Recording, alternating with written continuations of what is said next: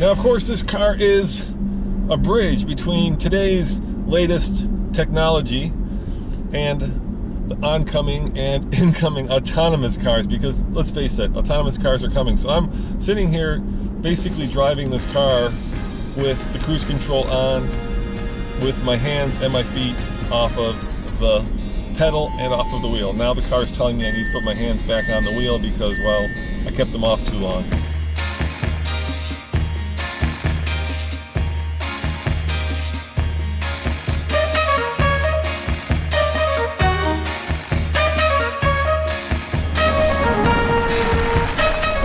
Ladies and gentlemen, meet the brand new 2019 Audi A8 Long. That's right, it's the long version, the only one we're going to get in America. And this car will pamper you. It will waft gentle smells of spring or winter into the cabin. It will massage your feet. It will massage your back in all four seats, and it will almost drive itself. And coming up right now, we're going to do a very deep dive into all that technology and show you how it almost drives itself, and most importantly, I'll tell you whether it's better than the BMW 7 Series and the Mercedes-Benz S-Class. All right, let's start with what's under the hood, because while it may not be the most interesting part of the car, it is certainly what makes it go. So, you're expecting a V8? You'd be wrong. Yep, it's a 3-liter turbocharged V6 that puts out 335 horsepower and 369 pound-foot of torque. It is mated to an 8-speed automatic transmission, and perhaps most interestingly, it is a 48-volt mild hybrid, because this bad boy needs a lot of power for all the tech that's built and baked into it. One of the things I don't love about this car are these kind of fake exhaust tips, because the real exhausts are hiding, yep, down there. So even though it looks like an exhaust, it's not. Audi says this new 8.8 with the turbo instead of the supercharger will do 0 to 60 in 5.6 seconds. Now, I would be remiss if I didn't test that out and let you guys see if that is indeed the case. I'm in a completely empty parking lot by myself, so let's put it in dynamic mode, which it is. Yep. Let's just put it in drive, flick it over to sport. You know, that means manual shifting. I'm gonna let this car shift for itself. I'm gonna brake torque it a little bit, and here we go. You tell me how long this is. And there's 60. So hopefully you time that. And it felt pretty fast. Initially there was this rush of torque, and then toward the end it kind of dissipated a little bit, but I'm thinking this is a 6-second car. We are at sea level. We'll do some proper testing once we get it back in Colorado, but yeah, I think it's a 6-second car. Full disclosure, that's right, Audi flew me out here to beautiful Big Sur, California, put me up in a grand hotel, and let me enjoy a beautiful California sunset. Audi has created a very bespoke experience in the new A8. And what does bespoke mean? It just means unique and custom. Basically, there are 7 different profiles that you can choose from that customize 400 different features of the car. Everything from what kind of massage you want, to how you want your temperature settings, to where you want your seat, to where you want your steering wheel, the normal stuff, plus of course all the things that you can do with a car with air suspension, so you can have different drive selects from comfort to dynamic to sport. And the newest feature that's very akin to, if you know, a Mercedes S-Class, are electric doors. So in order to open the door, all you have to do is just gently pull on the handle and the door opens. And of course, to close it, you just gently close it and the door does the rest of the work.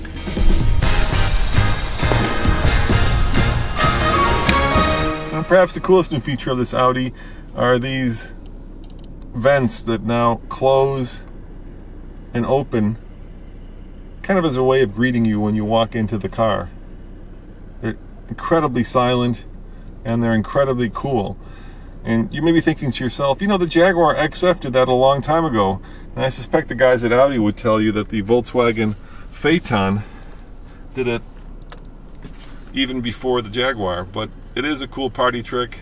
And the vent not only kind of reclines into the dashboard, but the piece of wood then closes to give you one giant and I think very elegant and beautiful bit of wood.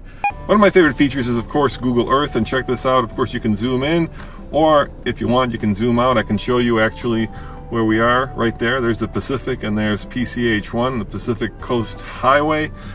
There are not one, not two, but now in fact 3 different screens that are customizable, that do everything from control how the seats massage you, to the Senate air coming into the cabin, to of course your music, your navigation, and of course a lot of other features. So let me have Anthony tell you and show you what these 3 different screens can actually accomplish.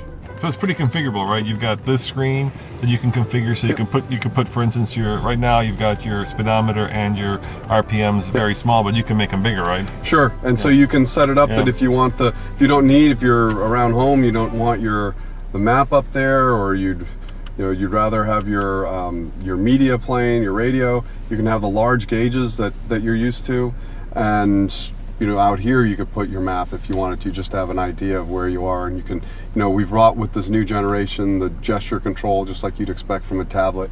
And then if you decide, I'd rather have my radio stations here in the center and the map over here, you can reverse it. So it's really set up that you can set the car up the way you like it. And now with the new generation of A8, we have profiles, so that when you get in the car, the car will ask, Anthony, my car, I'm going to get in, it's going to say driver profile, Anthony, is this you? And if it's not, you can scroll down right when you get in the car, goes to the next profile, and then it will set up to 400 different settings within the car. So when I get out of the car, when I'm done today, it's going to memorize that's the way Anthony wanted the car set up. And next time I get in, if my wife had the car and she had a different profile, when I get in, I can switch it to Anthony. The car just changes all around. It changes the presets and the shortcuts that you have, the icons, the way it's all set up here in the MMI, the ambient lighting color, the temperature, the driver assistance settings, everything. And these are the types of things that as you drive the car, you will set this up and set it and forget it, and then it can all come back to the way you like it if someone else is driving, or if you share a car. So the profiles are a really powerful way of kind of customizing and making the car familiar to you every time you get in. You can set it up in your profile that you get a fragrance. You can have winter or summer fragrance, so the car smells good when you get in. Where do the fragrances live? The fragrances are in here in the HVAC system. Yeah. Here you have them on. Yeah. So there's an ionizer as well as the fragrance that's in here, and you can set which fragrance you want with winter or summer and how subtle. We have it set on light. It's just something that's really a preference, and we didn't want it to be too strong. Your smartphone, when you put your finger over it, it's going to execute that command based on the heat. There I can see I'm driving along. I want to make a phone call. I'm focused on the road. I put my finger here. Oh, I see orange in my peripheral vision. I know phone is green. I wanted the phone. So now I put my finger, I see the green, and then I give it a push. And so that way you'll have the deliberate command executed, not the one that your finger went to first. So, all touchscreens have been around for a little while, but most of them, when you put your finger over them, it's going to execute that. And then it can add frustration because you're driving, we want you focused on the road, and you can say, I put my finger in between, phone is on, so I can push that. So it's literally a way to take some of the stress out of the driving, take some of the cognitive load off, and make it a bit more intuitive. And just like the previous A8, we've got this fixed place for your wrist so that you can control everything. Before we had 35 buttons, now we've gotten rid of them. The only time, I don't need to write anything here right now. Why would we write? Not just for fun. Well, I want to put a navigation destination in. Now I'm going to put this in. Now it transforms to a writing pad. Oh, and you get some tips in here the first time. This is a brand new car, so it gives you these tips. And then down below, we have natural handwriting recognition. In the past, you had to write block letters. Now you can write left to right or right on top. So we can look for Starbucks. That's the one that everyone loves to look for. And then it has, now we're going to the cloud to do the points of interest. And if I don't want Starbucks, now very easily, you can just scroll and get rid of that. Or if I'd rather put it in with the keyboard, just touch it in the corner, Starbucks. You can also write directly on top. I'm going to do handwriting, so I can do just right on top. You'll still find it. Yeah, I found it. Left to right. So it's really a big upgrade in the way you can interact with the car.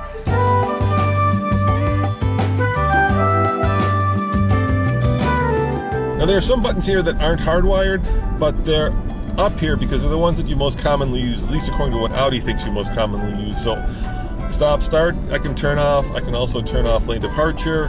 I can get this, close the screen in the back, my little privacy screen. I can open it. And actually I can turn off the display on top here. And when I do turn off the display, I get this wonderful, giant, kind of sweeping bit of just piano black that's in a lot of ways very elegant. Or if I want to know where I'm going, I can turn it back on. Audi says this car is basically level 2 autonomy, but you know, as I'm driving or not driving along here at Pacific Coast Highway 1, I get the feeling that there isn't much that would keep this car from being fully autonomous. Now it's kind of ping-ponging off the side of the lane lines, but for the most part, I've got my foot off the brake, I've got my hands off the wheel, and this car is driving itself, at least for a little bit. Now you may be wondering, how long will it do that before it tells me to put my hands back on the wheel? And Audi says it really depends on the speed of the car, the terrain, what's in front of you. So there's no amount of seconds. For instance, you might be thinking, well, after 10 seconds you have to put your hands back on. No, there's really no time. It just depends on the condition.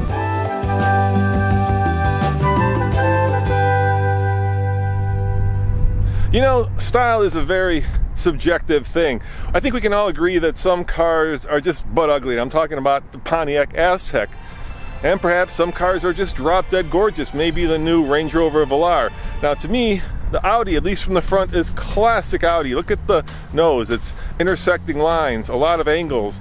It's very sharp. It's very modern. But when we move on to the back, things change quite a bit. It almost feels like two different designers did the front and the back of the car, because back here, no more intersecting lines. It's round, not angular. It sort of looks like, well, it sort of looks like a Lincoln Continental from the back. Now normally at this point in the review I talk about back seat room, and of course there's plenty of headroom, but best of all, I've got a lot of control over my back seat environment. In fact, I've got so much control that, well, let the Audi product manager demonstrate, because in the 4 hours I've had in this car, I have not been able to learn all of the functions that are baked into the back seat. Yeah, so of course the back seat's important in any you know, large luxury sedan. Front seat, back seat. One of the great things we have in this is we have what we have for the US is the rear seat comfort package, where we've got the individual rear outboard seats. It's a 5-seater version, but when you put the center console down, you get a lot of controls in here, so you can recline the seats a bit. You've got lumbar. And then we also have what we brought with this generation A8 is a rear seat remote that is integrated into the head unit of the car and all the electronics. And basically this remote controls the seats, the lights, blinds, radio, media, and also some of the settings in the car, as well as the HVAC for the back. And the nice thing about this is it's not set in the center console. If you wanted to put that up, you can just take it out in your hand. You can do interesting things like adjust your seat heating. You can get a massage in this. So we've got different massage programs in here. You can get a wave. When we were driving up to this today, we put it on, I like to use activation, kind of wakes you up a bit while you're driving. And you can set the different intensity of this. That you can do, so there I have the right seat done, and if I wanted to change to the left here, we'll give you the relaxation massage. Oh yeah.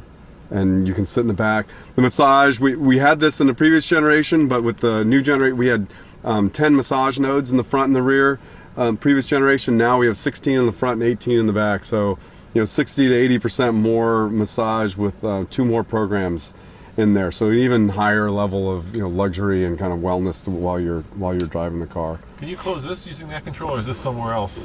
That is that's always in your car. Okay. On the door rest. Some of the other interesting features back here. On the remote, you can control the lights, the interior lighting, and one of the interesting features we have in the back seat, we saw these matrix reading lights. Normally you get in a car and a reading light is just a push on and off of a button, and it's just pointed out, and you have to move your book or your magazine that you're reading in the back seat. You have to move it to where the light is pointing. Well, with this new generation, we've created the matrix rear reading lights, and what you can do back here is you go in the individual, and you can set the different size of the light, and it'll give you the spotlight. And on the remote, you can move the light around where you want. So depending on where your book is, right? That's moving around. And basically, what's happening? Oh, because I'm doing the left side. You're doing my side, yeah. So basically, what's happening up there is this is the same philosophy as our front matrix beam headlights. There are no motors moving. We have 7 different nodes of LED light back here, and as you move the light around where you want it to be on the remote, different lights light up, because each of those different nodes in the headliner has a different brightness, and it's aimed at a different place. And so that way let's you have say control. if I had a book here, I could light up my hand, or I could move it over here. Basically point it to wherever. And you said that's the same as the headlights. Yeah, and that's the same way we use the matrix beam headlights in order, if there's an oncoming car, we can light up around that car but not blind the driver coming the other way if you have matrix beam headlights on your car. So I noticed we have heated and cooled seats in the back. Yep, yeah, just like all 4 seats, you've got heating, massage, lumbar, all 4 seats all the way around. And I think they recline too. In the back, they do recline. Yeah. That most of that is done with these center hard buttons. You can also control the front seat from the rear. Oh, that's cool. So in case if you want more leg room, yeah, you can move that forward. Yep. And you even have a ski pass through. Yep. If you want to go skiing, you can. I put my snowboard. I bought a snowboard this weekend and put it through there already. So I've already done it with my 8 that I have at home. Yeah. And I like these controls. They're pretty cool. Yeah. So that's one of the features of the design philosophy of this sophistication and simplicity they're bringing. Instead of buttons, you have these sliders, and that's how you open and close those. It's echoed throughout the interior of the new A8.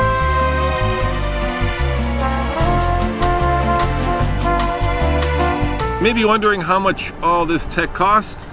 Well, it starts at about $84,000, and if you tick the right boxes and get all of the bells and whistles, you can get up to about $110,000. On average, this car is probably going to be about a $90,000 car, which for a car that's built on the same platform as its cousin, the Bentley, and features a lot of the same technology, is either a bargain or a very expensive Audi, depending on how you look at it.